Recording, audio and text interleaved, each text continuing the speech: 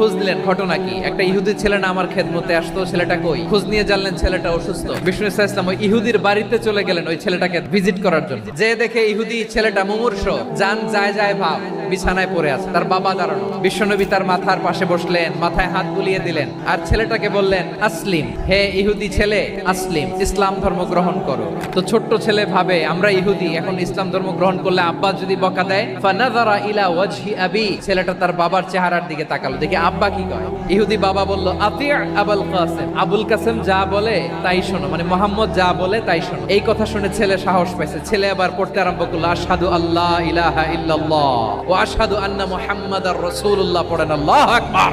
এবার রাসূল সাল্লাল্লাহু আলাইহি ওয়াসাল্লাম বের হয়ে আসলেন ঘর থেকে আর বললেন, আলহামদুলিল্লাহিল্লাযী আনকাযাহু মিনান নার, প্রশংসা সে আল্লাহর যে আল্লাহ জাহান্নামে চলে যাচ্ছিল প্রায় এমন একটা লোককে মুহূর্তের মধ্যে কালেমায়ে শাহাদাতের বদৌলতে জান্নাতি বানায় দিলেন। আওয়াজ করে পড়েন সুবহানাল্লাহ।